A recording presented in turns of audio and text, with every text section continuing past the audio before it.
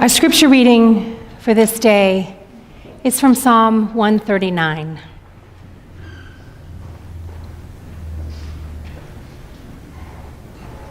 I invite you to listen for God's living word.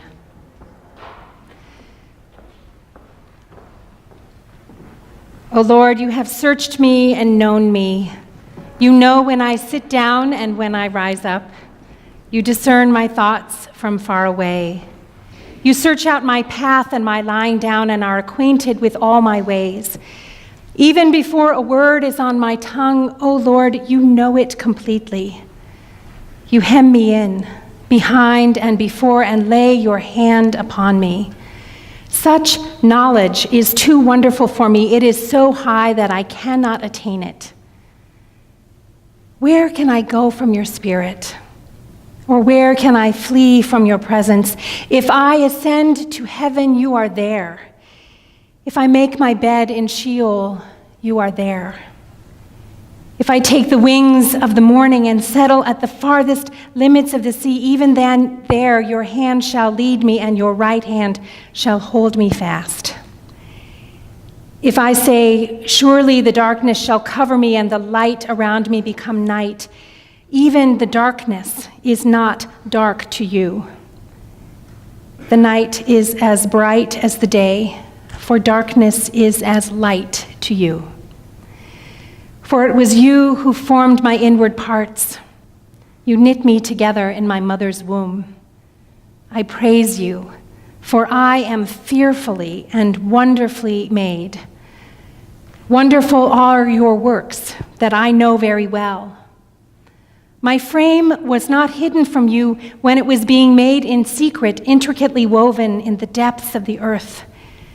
Your eyes beheld my unformed substance. In your book were written all the days that were formed for me when none of them as yet existed. How weighty to me are your thoughts, O God. How vast is the sum of them. I try to count them. They are more than the sand. I come to the end. I am still with you. Holy wisdom, holy words. Thanks be to God. A few years ago, during the season of Lent, my friend John made a practice of reading that Psalm 139 every day. For 6 weeks, he began with the words, O Lord, you know when I lie down and when I rise up. At bedtime, he read it again. I come to the end, and I am still with you. Every morning and every evening, John joined his prayer to the prayer of the psalmist. At the time, his wife was in treatment for malignant melanoma, and he felt the psalmist's lament as his own. Surely the darkness shall cover me and the light around me become night. But he also leaned into its hopeful word. Even the darkness is not dark to you, O God, for darkness is as light to you. John looked at his teenage son born with multiple disabilities, and he grieved for every difficulty his child endured. But he also marveled at the resilience with which he managed to navigate the world. He praised God for all the ways his son was fearfully and wonderfully made. Fearfully, which is not the fear from which we usually flee, but fear as in awe, as if the tender attentiveness with which God made us is simply too much for us to take in. Perhaps a better translation of this verse would be, I praise you, God, for I am reverently made. Reverently, with reverence. The psalm says that this is how God looks at us. O Lord, you have searched me and known me. When no one else notices, you, God notices. When no one else has time to pay attention, God does. God gazes upon you with eyes of love and is endlessly fascinated with you. God searches you. God knows you. This is the same God whose eye is on the sparrow and who counts every hair on your head. As another preacher put it, this is the God who took out the divine knitting needles and crocheted you together stitch by stitch in your mother's womb. This is the God who watches over your coming in the door and your going out, who doesn't write anyone off or leave anyone behind or lose anyone in the crowd. There are no anonymous sheep. God is the good shepherd, or the bad one, depending on your perspective, who leaves the 99 and goes out looking for the one who wandered away, and then drapes that little lamb over his shoulders once it's been found. She sweeps every corner looking for a single lost coin. He stands on the front porch day after day, scanning the horizon, searching for some sign of a sinner turning back. He looks for him and longs for him, this prodigal son, and as soon as there's a speck in the distance, he goes running down the road and he throws his arms around him and just about knocks this child over to welcome him home. Jeremy Troxler, a Methodist pastor, once told a story about a cemetery he visited in the Channel Islands. The cemetery is dedicated to the unknown dead of World War II. The remains of soldiers are interred there. But no one knows exactly who is buried. No one knows the birth dates or the death dates to inscribe on the headstones. No one knows the names. No one knows, Troxler says, except for the one who holds and beholds the unnoticed sacrifices and sufferings of our world. So across each gravestone are inscribed the words, known by God. Where can I go from your spirit? Or where can I flee from your presence? If I ascend to heaven, you are there. If I make my bed in Sheol, you are there. If I take the wings of the morning and settle at the farthest limits of the sea, even there your hand shall lead me and your right hand shall hold me fast. Living or dead, there is no place we can go that God does not already know. No place where God has not already been, where God is not already there. The truth the psalmist wants us to know is that we are immersed in God's presence. The knowledge God wants us to have is that we are held with a love that will never let us go. And there is nothing in heaven or on earth or in the hells we create that can separate us from that love. The poet David White says that gratitude is not a passive response to something we have been given. Rather, gratitude arises from waking up to the presence of everything that lives within us and without us. Being unappreciative might mean we are simply not paying attention. Thankfulness, he says, finds its full measure in generosity of presence, both through participation and through witness. Today, as we hear testimonies of gratitude from Kevin and Elizabeth, may we be participants and witnesses to the presence that lives within and around them and all of us. And may we come to know the God who has fearfully, reverently, wonderfully made us. Amen. About a week ago, when I was asked by Chris to deliver a testimony for the week of Thanksgiving, I thought, oh, who in this congregation wants to hear the story of my near-death injury and my struggle to live a good life, the success for which I am already very thankful? After all, haven't they read and bought and read my survival memoir, Rambling Down Life's Road with a Brain Injury? I thought that nobody would want to hear that following my severe traumatic brain injury I survived on October 27th, 1998. The most difficult and painful thing for me was not my struggle to recover from my injury. It is the combined failure of my marriage and the loss of my job as a professor of physics that continues to pain me the most. For what am I thankful? I thought. However, the very next day I watched for the first time a DVD of the movie Collateral Beauty, starring Will Smith, Helen Mirren, Keira Knightley, and Jacob Lattimore. Critics thought this film was too heavy-handed and reviewed it quite poorly, though I believe that this philosophical movie, made in 2016, is the most beautiful movie I've ever seen. This might be because many parts of the movie sort of seem to be about me, the losses and struggles that I've faced since my injury 20 years ago.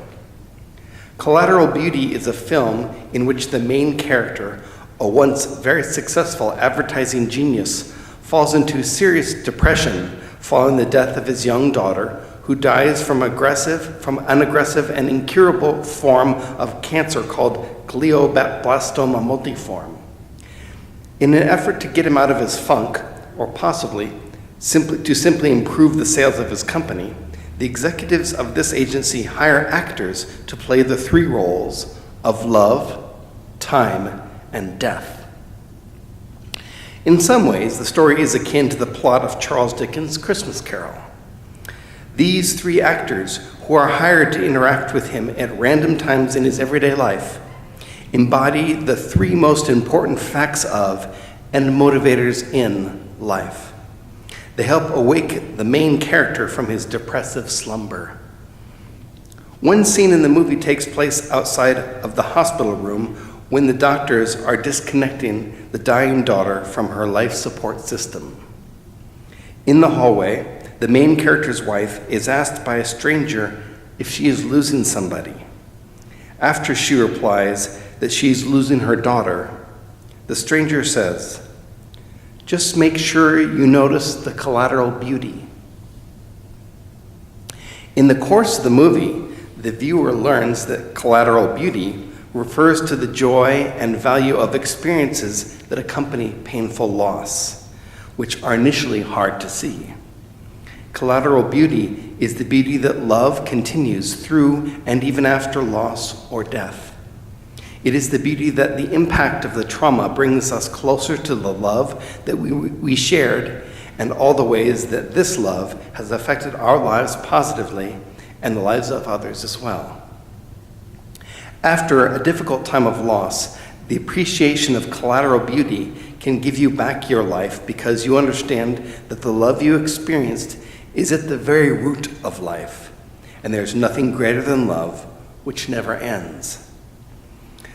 At one point in the movie, the actress playing the character Love says this: "We don't get to choose who we love or who loves us back, and that means you're powerless to me as long as you're alive, because I'm the fabric of life.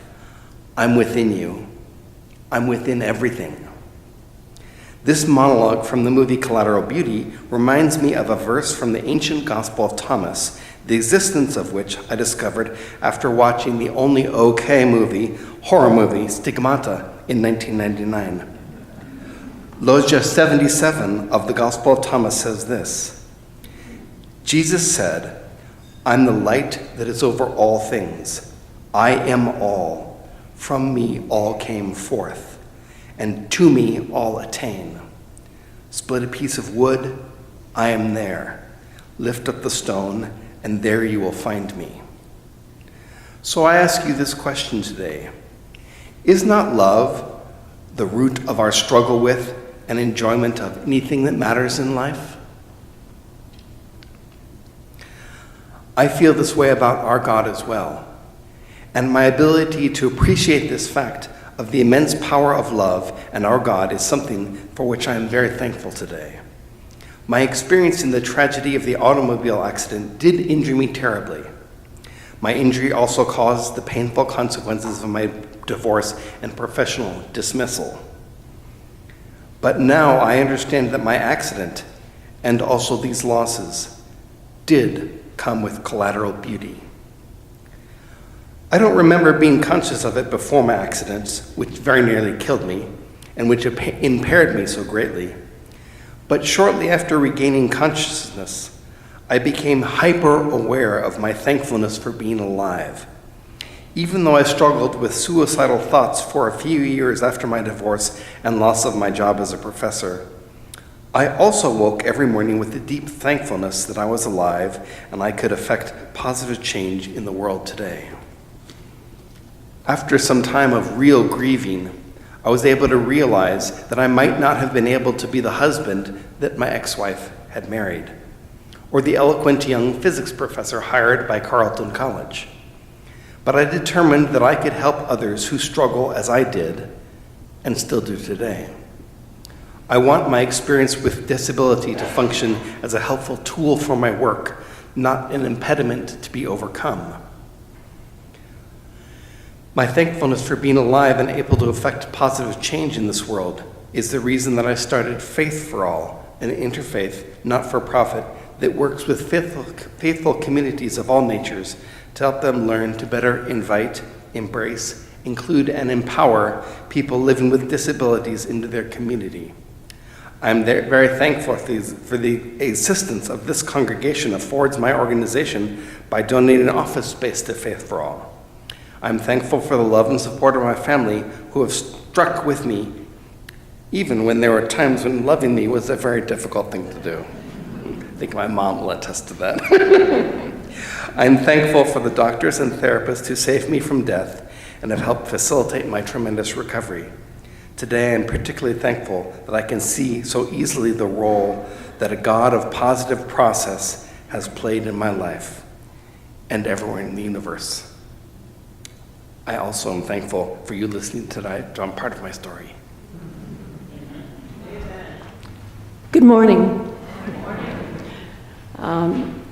My name is Elizabeth Gold, and I know quite a few of you here. There's a great view from up here. It's pretty amazing.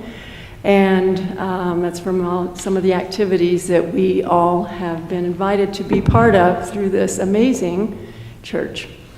There's some of you who I don't know, and I look forward to getting to know you better at one of these amazing activities. If you have been coming to services here over the last year, you've probably at some point heard one of our amazing spiritual guides, Chris and Pedro, mention the names of my sons. And my sons are Michael Gold and Eric Gold. They've been going through a really hard year this year. Michael, a year ago this week, was diagnosed with stage 4 colon cancer. And it was during what was supposed to be a very simple appendectomy procedure, and the surgeon came down to the waiting room and told all of us, you need to call everyone you know because this isn't going to have a happy ending. My other son, Eric, about 2 months into Michael's treatment, started out of the blue having grand mal seizures every time he saw his brother. And he went back and forth to emergency rooms, spent the nights in the hospital, and had a lot of pain. Finally was diagnosed with both of his shoulders being out of their sockets because of the force of one of his last seizures.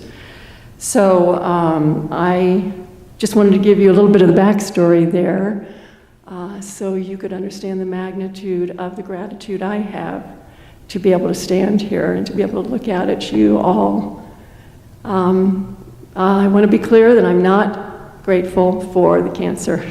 I am not grateful for the seizures. I'm not grateful for any of the suffering my sons and their families have had to go through at all. As a matter of fact, I've had a lot of screaming fights with God. Maybe some of you have had some of those fights with God yourself. Sometimes I've been embarrassed to say that, but it's the truth. I've said, did you forget to flip the switch? Did you go on vacation? Where did you go? And why is it every day we have to hear one more horrible thing? And someone said to me, God isn't there to save things and to do all those things that you ask when you have those prayers.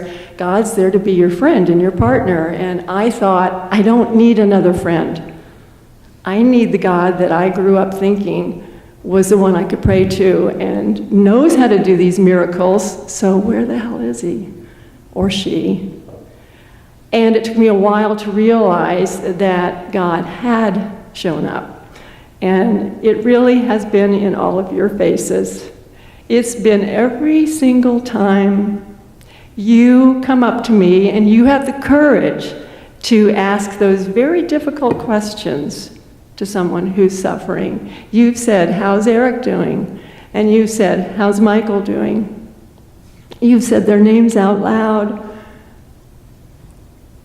And you've brought me back onto the earth because of that. People often say, well, I just want to be able to do more. I want to be able to fix things. What can I do for you? And I've been there, and I am there myself right now. But one thing I want to give to everyone through my experience is that I have learned very deeply that when someone comes up and says, how are you taking care of yourself? And says that I'm praying for you and I'm praying for your family, that it is a powerful ointment to sorrow and to fear and to all of those things. You have no idea. Maybe some of you do. I think some of you really do. You've been in these hard shoes. You are in these hard shoes. But I am eternally grateful for this community and the love that you all have washed me in constantly. It's like sometimes I think of Frankenstein, who gets that jolt of electricity, that there have been times I'm sitting in a hospital and I'm just staring. And I am brought back. It's like I just have this sudden shock, and I know that it's from someone's prayer. I know it's from something that you have put out there for me to be able to collect. My son Eric has had surgeries and has had his shoulders rebuilt. He was told early on that, okay, there are a few things that you're not going to be able to do. Eric was diagnosed quite a few decades ago with a pretty severe mental illness. So he already has some things that he has to struggle with, like getting out of the house. And so this doctor said, you know what? You're not going to be able to take any of those medications anymore that sometimes helped you get out of bed because they cause seizures. So, okay, you can't do that. You can't drive. A lot of things you can't do. And then he said, but we're going to get through this. We're going to give you this anti-seizure medication, and we're going to figure it out. Oh, and one big thing is you've got to avoid every one of the triggers until we get this under control, because if you have another one of these giant seizures, you're going to lose those shoulders. And Eric only had one trigger, and it was his brother. So he was unable to visit his brother for all of that time or get out of bed. Now, though, he's had the surgeries. He's not in those big arm slings that you go in. He's coming around. But most importantly, he's able to visit his brother now. I am beyond grateful for that. Beyond grateful for that. My son Michael has, at this point, exceeded all medical expectations. The doctors actually have used the word miracle as they say, you're in remission. And isn't much research on the kind of cancer cell he has because so few people get it and because they don't live very long. But he has, and he's continuing to live long. He's had 4 surgeries, 8 months of chemo, sepsis, and a death sentence. But he's here, and he's going to work a couple of hours a day, and he can once again play football with his sons. So you know I'm grateful for that one. And I mainly want to stress the value that I have felt and that my family has felt because of you. There have actually been times in the service where I've turned my phone on and recorded Chris or Pedro saying, and we continue to pray for Michael Gold and Eric Gold, because I send it to them. There actually was one time that I even took a picture of the backs of your heads so they would know what the backs of your heads look like. And I always call or go down and see Michael every Sunday, actually probably about 4 days a week, but he stresses to me, you have to thank all these people who I don't know, and you have to tell them that I know the only reason that I'm here is because of their love and prayers. So thank you.